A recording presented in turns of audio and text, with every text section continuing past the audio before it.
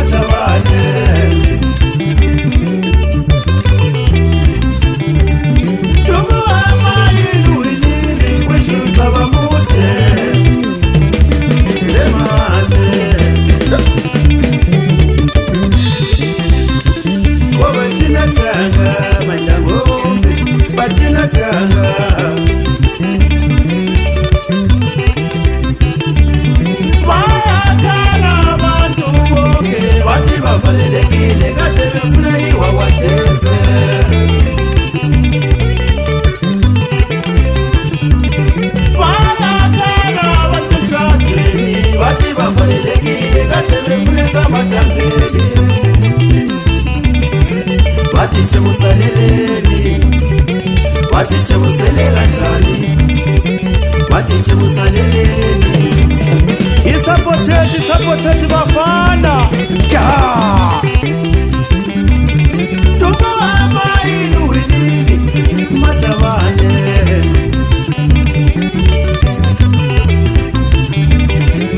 Aufuna shaba mabengula nguma sichiba koma fafa. Aufuna shaba mabengula nguma sichiba koma fafa.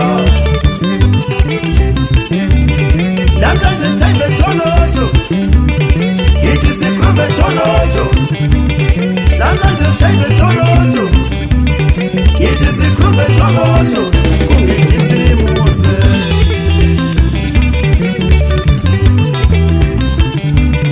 Namhlanje sithembe samahuru. Yithi sokhithe samahuru. Namhlanje sithembe samahuru. Kungekisimuse. Hamba labo bhekile bonhlalo bafowethu madoda. Bangamakule panisi balokhonjani yakaphiya. Awu bangamakule panisi balokhonjani yakaphiya.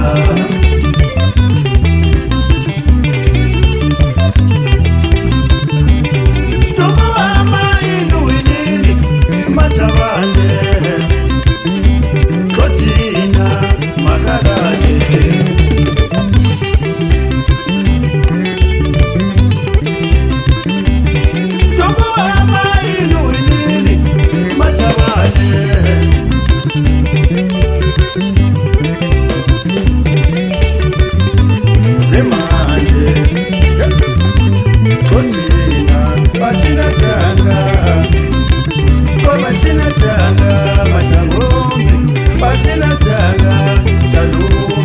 Pasinatanga yazo mhlanzi awuyabona maweza so uzongeza njapho mbembe singiphe ngizothwasa makhosi hayi izibiza zonke indawo zakithi madoda zehla siyaphansi kona le hangapho siyegarikari etabangwa emthumbu wamayi phansi kona le maphila bovu madoda emashula ejaniza khuluma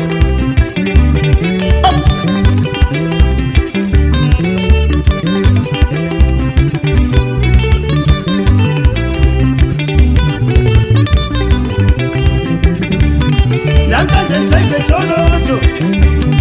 Yithi sokhithe tsholotsho. Namhlanje nthembe tsholotsho. Amaro swa nazo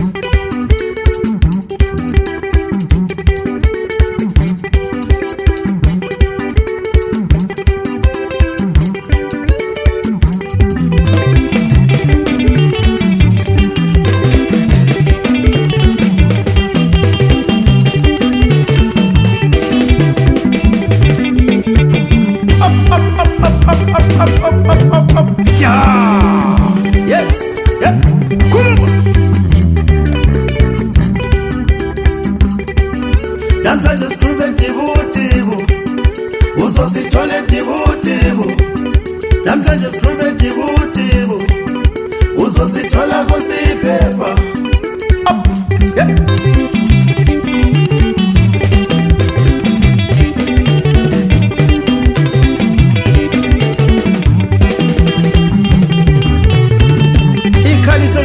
silubhekise phansi khona lemathethaneni komthuma madoda ezingelavalwa alo magokhoni khuluma namhlanje sikhulume emathethaneni uzosithole emathethaneni namhlanje sikhuluma ngisho eKapane uzosithole eMalaphala khuluma shika khala yonke indawo senhle siyakumpunzi phansi khona lemathethaneni komade senhle ziyechabanja khona phana madoda eshefule ngiyibhoda yonke itholotho madoda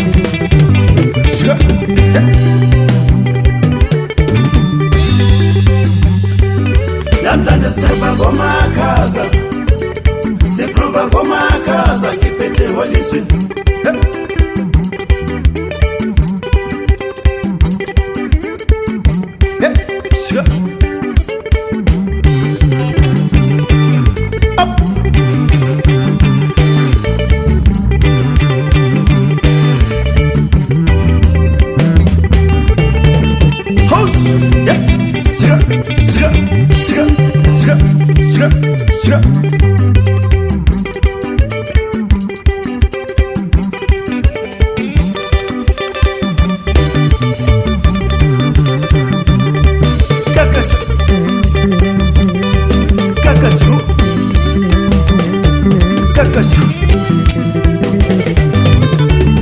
Dula siyaphansi kona lejikili siyakweshaba kona ngale ndaweni zaphansi kona phala komalila thatha umfana omncane umjovu ezodlala ilidi kona lapha madoda khuluma lazo Kristu elata ajabulo njalo phansi kona phala kokwali madoda othulana umthala phansi kona kwa khuluma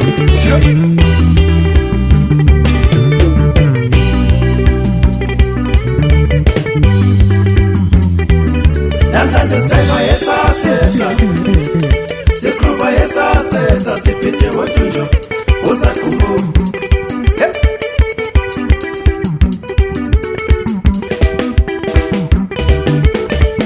namhlanje ngihambele khona lapha kosiphepha komjuni dlula mbona umdala wami obhadala amathulane madoda osicelo phansi khona lekosiphepha umalayitha madoda buya ezenzonzi omaveya abafana bamadoda ezingelavala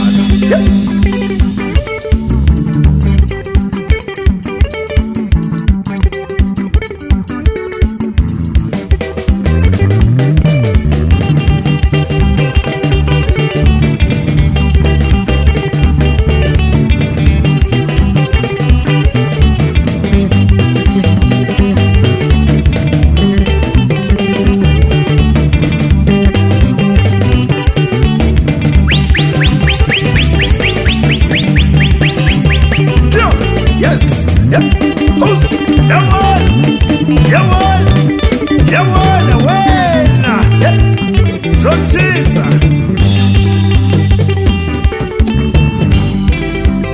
phansi kona lecawula njena madoda emgodi masilu siyehla siyaphansi kona lebutawubili egariya ikhala ingobi sezethe madoda khuluma